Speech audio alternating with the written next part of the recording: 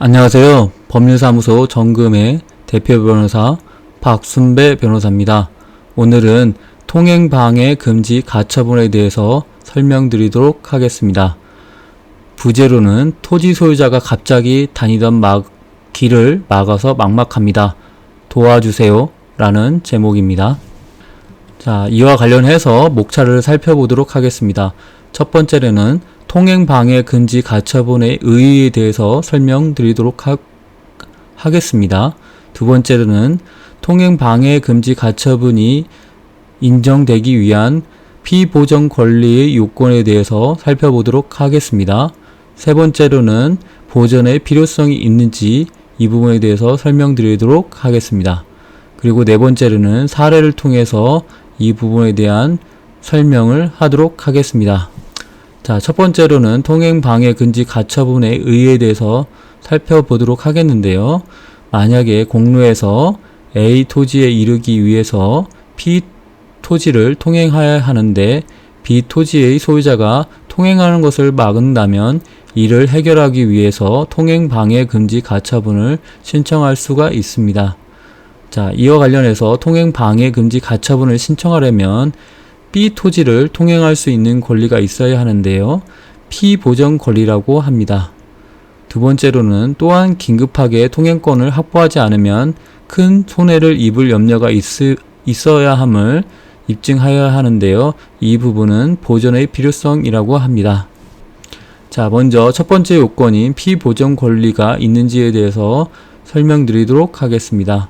피보정 권리는 첫 번째로는 약정에 의한 통행권이 있을 수 있고요. 두 번째로는 통행지역권이 있을 수 있습니다.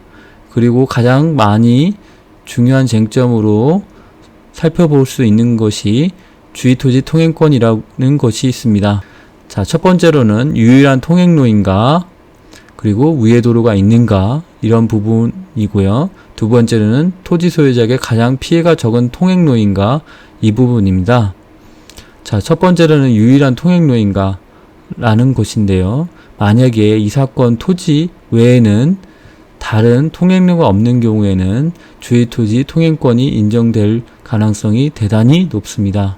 만약 우회도로가 있는 경우라고 하면 통로 중에서 가장 채무자에게 피해가 적은 통행로는 어떤 부분인지 그런 부분을 살펴보고 가장 피해가 적은 통행로를 쪽으로 주의토지 통행권을 인정하는 것이 가장 적절하다고 할 것입니다. 자, 두 번째 요건으로는 보전의 필요성이 있는데요. 가처분 단계에서 장애물 제거 등을 구할 보전의 필요성이 소명되어야 한다는 것입니다. 예를 들면 가처분에 따른 채권자의 임시적 통행으로 인한 채무자의 불이익이 비교적 크지 않고 채무자가 통행을 막고 있는 장애물의 제거도 어렵지 않다고 하면 보전의 필요성이 있다고 볼 수 있습니다. 가처분으로 인하여 채무자가 입을지 모를 손해를 보전하기 위해서 특별히 담보 제공을 요건으로 가처분을 명할 수도 있을 것입니다. 자, 그렇다면 승소사를 통해서 실제 주의토지 통행권으로 인한 통행방해 금지 가처분이 인정된 사례에서 법원이 어떻게 적용하고 있는지 살펴보도록 하겠습니다. 자, 먼저 사실관계를 살펴보도록 하겠는데요. 채권자는 A 토지를 소유하고 있습니다. 공로로부터 A 토지에 이르기 위해 통행로에 채무자 소유 B 토지 중 가 부분이 있습니다. 채무자의 배우자는 채권자와 가 부분의 통행을 방해하지 않겠다고 약정을 하였습니다. 그런데 채무자의 배우자가 사망하였고 이에 채무자가 B 토지를 상속하게 되었습니다. 채무자는 가 부분에 적재물이나 경운기를 세워두는 방법으로 채권자의 통행을 방해하고 있습니다.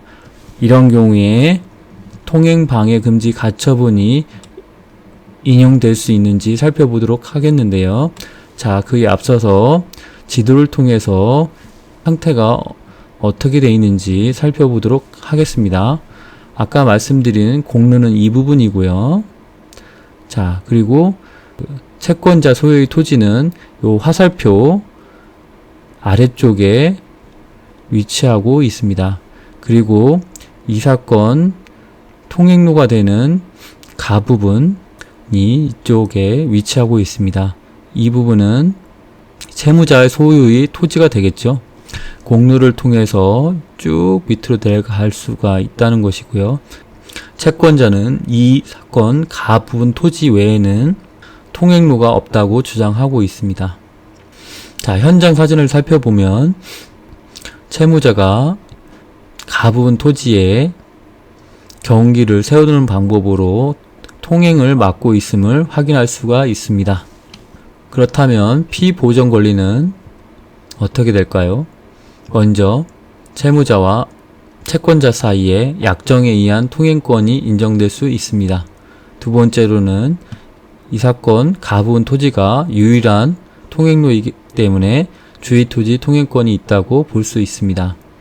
그리고 보전의 필성과 관련해서는 채권자의 임시적 통행권을 확보할 필요성이 있다고 보았습니다. 이상으로 오늘 통행방해 금지 가처분에 대해서 살펴보았습니다. 만약에 이 영상이 도움이 되셨다면 좋아요와 구독 버튼을 눌러주시기 바랍니다. 감사합니다.